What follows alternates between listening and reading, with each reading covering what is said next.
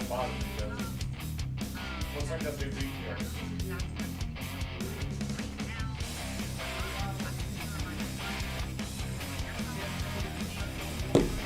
Certainty! Mr. Certainty. Oh, my wife is texting me. I wonder where she is. So, get on the Facebook. Are we live on the Facebook?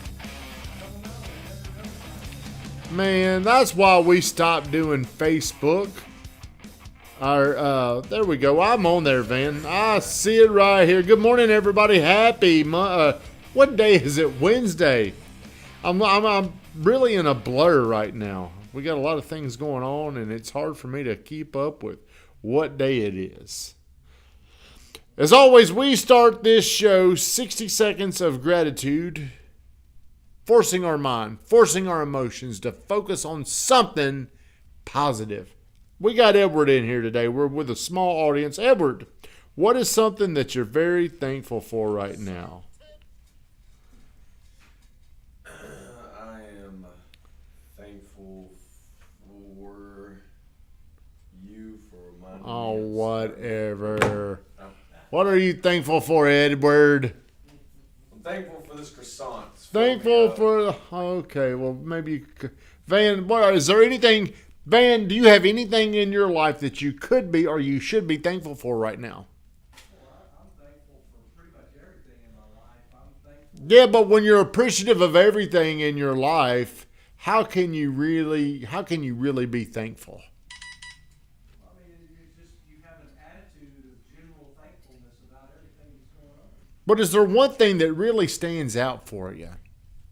Move your mind, move your emotions. I'm thankful that we're going to have a good month around here. We're having the best month of the year so far. And I'm very thankful for that.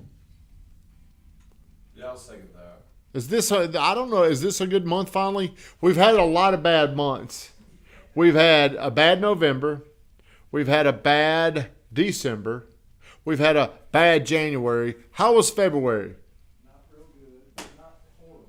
But we didn't have a good October either. So, I mean, this is the best month we've had in almost 6 months. Golly.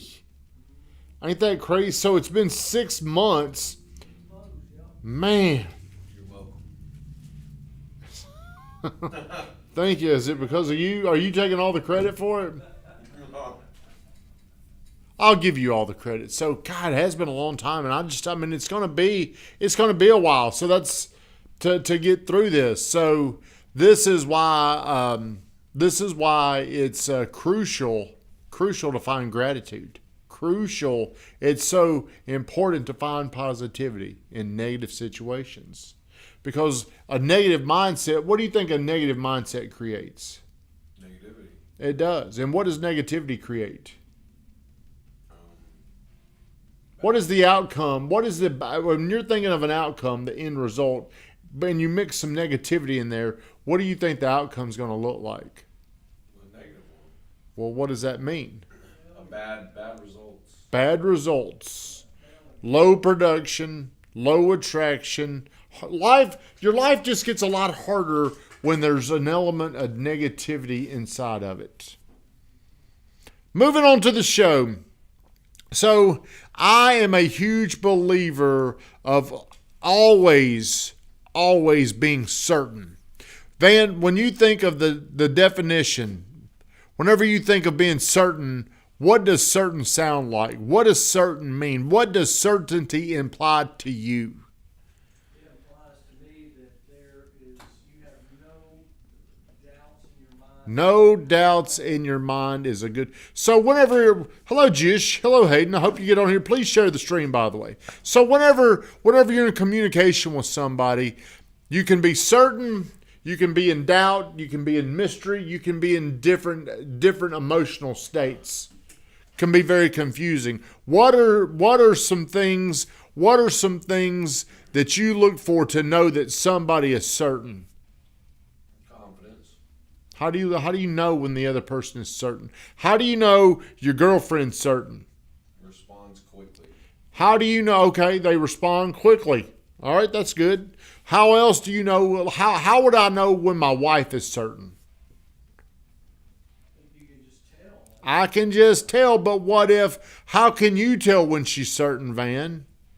Well, I mean, it's the forcefulness with which she's talking to me. Okay, well, look, the sound of her voice, the forcefulness. So if you ask her a question, like if I'm asking you a question, hey Sam, how are you? If I'm asking you a question and there's a pause and there's a thought, when you're pausing and you're thinking, you're probably not certain of your answer. And the reason why you're not certain of your answer is maybe because you're not certain of the information you've been given. Whenever the most important thing in relationships is trust and certainty. I know. Eye contact, volume, energy, quickness. I like that. I don't seem to have any confusion. So I get on people's nerves because I don't like that feeling of being uncertain. I want to know. So if I ask Ed a question, what's a question I might ask you, Edward? How many leads we get last week? How many leads did we get last week? That's a good question. Or how many leads did we get today? And Edward will probably, because he's worried about being right. He's worried about looking stupid. I'm looking for certainty. I would much rather, Ed, give me an answer. How many leads did we get yesterday? 3, How many leads did we get last week? 7. Okay. I would much rather get certainty from people than the right answer. That's probably confusing to you. That probably doesn't make any sense to you. But I believe there's so much power in certainty. There's so much power in being certain. You create magic. Whenever you talk to somebody and they don't know, like I have to get on Van about this a lot. Van, it could be a lot easier on Van if he just made up stuff. You ever do that, Van? Well, no, sir, no way. But it probably, whenever I sense I'm asking a question, I tend to dig in until I hit that certain thing.